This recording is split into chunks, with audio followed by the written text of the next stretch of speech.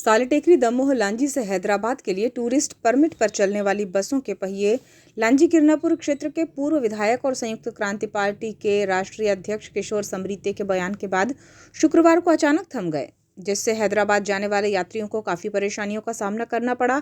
हालांकि इस मामले में सूत्रों से मिली जानकारी के अनुसार बस संचालक इसे कम रेट में ज़्यादा दूरी तय करने के कारण नुकसान की बात कहते हुए बसों का संचालन रोकने की बात कह रहे हैं। जानकारी के अनुसार शुक्रवार 21 नवंबर को लांजी से हैदराबाद के लिए केवल 2 बसों का संचालन शुरू रहा। वहीं दूसरी ओर श्री समरीते ने कहा कि ये बाल मजदूरों का आदिवासियों और बैगांव के पलायन से जुड़ा मामला है।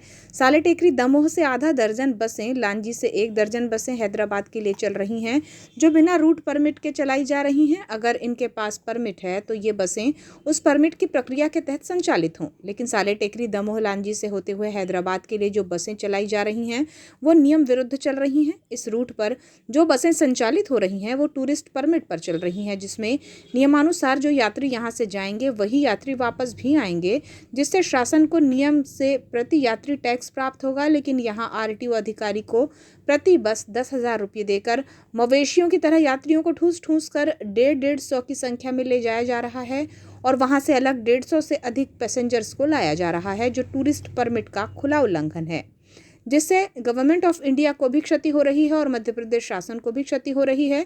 3 राज्यों से बस संचालकों को बस चलाना है, जिससे इन्हें 3 राज्यों को टैक्स जमा करना है और तीनों ही राज्यों की एनओसी चाहिए, लेकिन न तो इन बस संचालकों के पास तीनों राज्यों के टैक्स जमा करने की स्लिप है, ना ही तीनों राज्यों की बस संचालन की एनओसी है। सिर्फ और सिर्फ बस संचालकों द्वारा बालाघाट, गोंदिया, तेलंगाना और हैदराबाद के आरटीओ को पैसा खिलाकर नियम विरुद्ध बस का संचालन किया जा रहा है। इस मामले में श्री समरीते ने अपने जारी बयान में कहा कि बालाघाट आरटीओ अधिकारी अनिमेश गढ़पाले काफ़ी वर्षों से यहाँ पदस्थ हैं, जिनके द्वारा इन परमिट के नाम पर उनके द्वारा अब तक जमकर धन उगाही की गई है। इसके अलावा सालेटेकरी, बोनकट्टा, रजेगांव, इन नाकों से भी इनके द्वारा भारी वसूली की जा रही है। इसके अलावा आरटीओ अधिकारी ने अपनी पदस्थापना के बाद से आय से अधिक संपत्ति अर्जित कर ली है, जिसकी भी जाँच किया जाना आवश्यक है। बरघाट से लेकर बालाघाट जिले में कितनी संपत्ति अभी तक बनाई गई है उसकी जांच की जाए।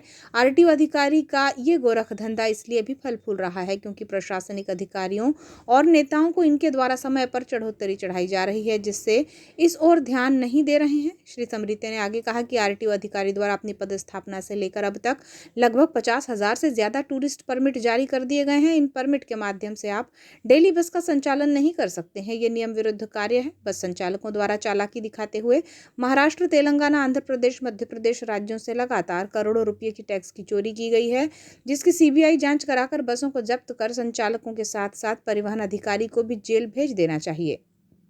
उन्होंने कहा कि परिवहन कार्यालय द्वारा ऑल इंडिया परमिट कैसे जारी किए गए, टूरिस्ट परमिट कैसे जारी किए गए, नेशनल परमिट किस तरह जारी किए गए। इसके अलावा क्षेत्र में लगभग 100 से ज्यादा चौपहिया वाहन दौड़ रहे हैं। इनसे हाईकोर्ट ने परमिट जारी करने के अधिकार छीन लिए हैं, जिस कारण उन्होंने जबलपुर के डिप्टी कमिश्नर द्वारा आरटीओ बालाघाट के रिकमेंड जारी किए गए हैं। मौजूदा समय से लेकर पिछले काफ़ी समय से अवैध बसों का संचालन किया जा रहा है। श्री समरीते ने आगे कहा कि हैदराबाद जाने वाले अधिकतर पैसेंजर मजदूर वर्ग के होते हैं और कम पढ़े लिखे होने के कारण बस संचालकों के शोषण का शिकार हो रहे हैं। उन्होंने कहा कि सालेटेकरी दमोह लांजी से हैदराबाद चलने वाली सभी अवैध बसों को जब्त किया जाना चाहिए। आदिवासियों का, बैगांव का पलायन से जुड़ा मामला है जी। दूसरा, यहाँ से आपने देखा होगा सालेटेकरी दमोह से 3 गाड़ियाँ आती हैं या 6-7 गाड़ियाँ आती हैं। लांजी से कम 15 से 20 बसें चलती हैं। इन बसों के पास नेशनल परमिट है, इन बसों के पास ऑल इंडिया परमिट है, इन बसों के पास टूरिस्ट परमिट है जी। अगर ये परमिट है तो फिर उस प्रक्रिया के तहत वो लोग जाएँ जी। टूरिस्ट परमिट में जाएंगे तो उनको वही यात्री जो 50 आप परमिशन लेंगे, बस का नंबर रहेगा, टैक्स पटेगा और उतना ही यात्री जाएंगे, उतना ही यात्री वापस आएंगे और सरकार को उसमें पर यात्री जो टैक्स है 12 रुपये, 20 रुपये, 25 जो भी है उसको आपको देना पड़ेगा जी। वही प्रक्रिया नेशनल परमिट में, वही प्रक्रिया ऑल इंडिया परमिट में। लेकिन आप देख रहे हो कि यहाँ पे बिना परमिट के बसें जा रही है 10-10 हज़ार रुपये आरटीओ को देके और सीधे हैदराबाद जा रही है।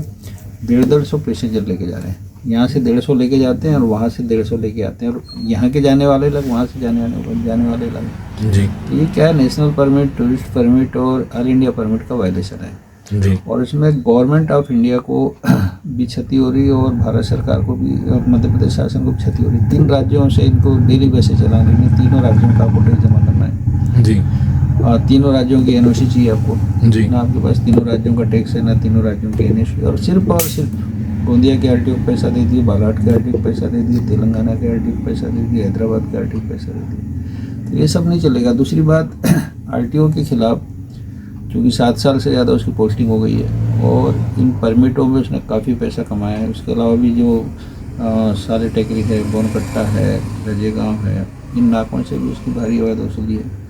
और दूसरा, अभी इसके पास जो परमिट जारी करने का अधिकार भी हाईकोर्ट ने छीन लिया इसको। लेकिन इसका जो डिप्टी कमिश्नर है जबलपुर, वहाँ से परमिशन इसी के रिकमेंड पे जारी होते हैं। ग्वालियर में परमिट होता है वो इसी के रिकमेंड पे जारी होते हैं। दूसरा, इतने सारे दिनों से अवैध बसों का संचालन हो रहा है। कभी आरटीओ ने छापेमारी नहीं किया, कभी किसी को नोटिस नहीं दिया, कभी किसी बस को जब्त नहीं कर दिया। तो क्या तुम्हारे लिए राज्य सरकार ने लूटने का तुमको अड्डा बना दिया क्या? तुम्हें छूट दे दिया कि जो चाहो करो? इस पूरे मामले में यदि कार्रवाई नहीं होगी तो इस पूरे मामले की मैं करवाऊँगा सीबीआई इंक्वायरी। और सारे नेशनल परमिट कैसे जारी होते हैं और कैसे जारी किए गए, टूरिस्ट परमिट कैसे जारी होते हैं, कैसे जारी किए गए, और ऑल इंडिया परमिट कैसे जारी होते हैं, कैसे जारी किए गए, ये सब की मैं इंक्वायरी करवाऊँगा। दूसरी बात, करीब 100-150 जीपें चल रही है। महाराष्ट्र की बहुत सी गाड़ियाँ मध्य प्रदेश में एंट्री करती बिना परमिट के। तो इन सब चीज़ों से भी इसका शॉर्टकट, तो ये आरटीओ कार्यालय नहीं हो गया, इनका धंधा करने का एक अड्डा हो गया। दूसरा, इसकी संपत्ति में भारी इजाफा हो रहा है जी, इसका महीना बंधा हुआ है। लांजी से हमारे सहयोगी बंटी गोपाल सल्लारे की रिपोर्ट।